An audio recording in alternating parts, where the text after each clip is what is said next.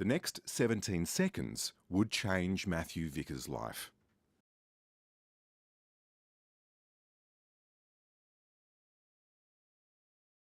It began as a once-in-a-lifetime opportunity.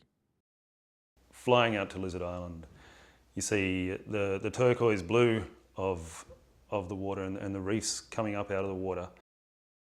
Lizard Island Research Station, 300 kilometres north of Cairns, is the forward base in the scientific battle against coral bleaching on the Great Barrier Reef. There's these giant, massive structures that you can float past and drift past, made by coral.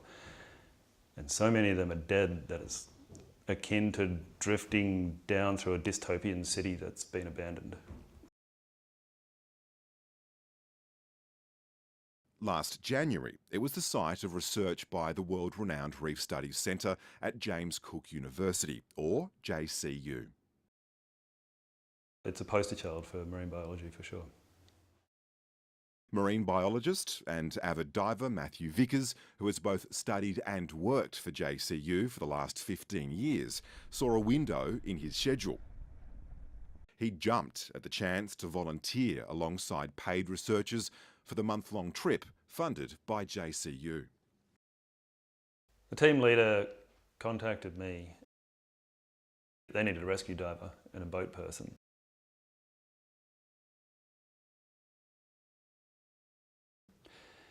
The short answer is no.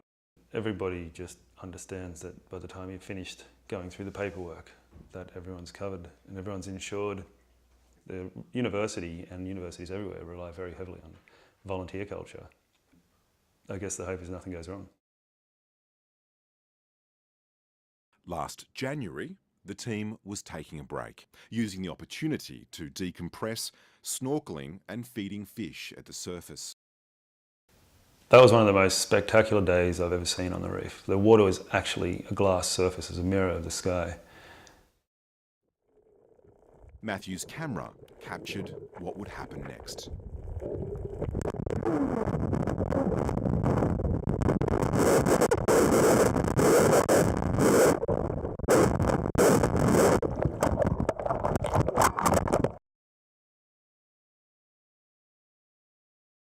You know, it wasn't terror yet, it was disbelief.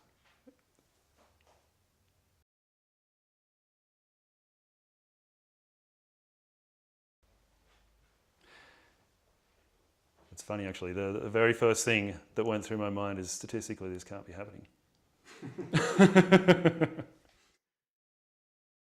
Firstly, it felt like I was something like being hit by a car. It smashed me back in the water. And I just thought, this is not a real thing. This can't be a real thing. And it was over in less than a second. I looked at my arm and, well, it was bleeding to some extent. And a massive flap of skin hanging off. 17 seconds from shark bite to stumbling along the boat in my flippers. When does the pain after being bitten by a 2-metre-long grey reef shark kick in? I don't think I felt anything worse. At that point, clicked up the tourniquet, and I think I said something like, it's an 8 now, it's a 9, it's a 10.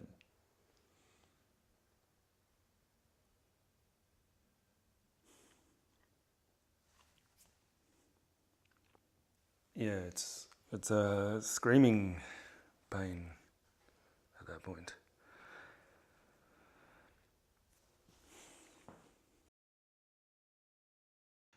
The Royal Flying Doctor Service flew Matthew to Cairns Hospital, where doctors would perform 2 operations to save his arm. His girlfriend rushed to be with him.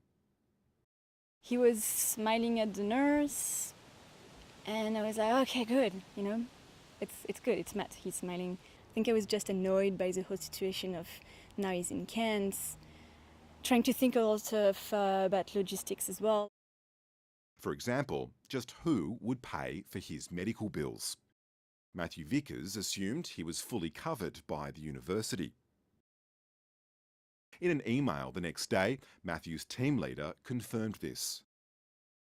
But 3 days later, another JCU employee backtracked, telling Matthew he had a very limited level of insurance cover, similar to a student who injures themselves. So, what began as a relatively small claim of a few $1,000s for out-of-pocket medical and travel expenses has turned into a protracted battle. What have you received from the university to date? The university's insurer has paid me $555 minus a $50 premium. And JCU has, so far, not given Matthew a copy of its files on his case, a case that, according to documents obtained by 7:30, show a failure to follow procedure. Lizard Island's guidelines say there's a moderate risk of being bitten by a marine animal. So is it inherently dangerous to feed fish in an area known for sharks? I think I'm going to have to say yes with that now, given my own personal experience. However, the day after Matthew was bitten, the team leader emailed him saying that it was his idea to feed the beasts, believing it was a harmless activity. James Cook University declined 7:30's request for an interview. We put to them detailed questions about Matthew's claims, and in a response they said they've reviewed the incident and are considering ways they can further support Matthew Vickers, including financially. There are certain aspects of it that are irreparable. But what if they wanted to make amends to me some magical how, then they would open an honest and genuine discussion about an appropriate way to treat their volunteers.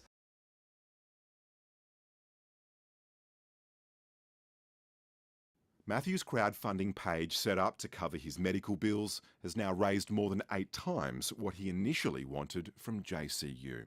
And it's a warm feeling to me that my social network has been able to help me and come through for me and really take care of me when unfortunately the university decided they shouldn't. Matthew Vickers' run-in with a shark has revealed more than just his flesh and bone. It's shown how some researchers on the Great Barrier Reef can be dangerously underinsured. Instead of focusing on, I've been bitten by a shark, I need to recover, he's been really thinking about the fact that his university was not having his back. They're the penultimate of form and function when it comes to being a marine predator, and they're slick, they're smooth, they're fast, they're grace, and they're quite something to see.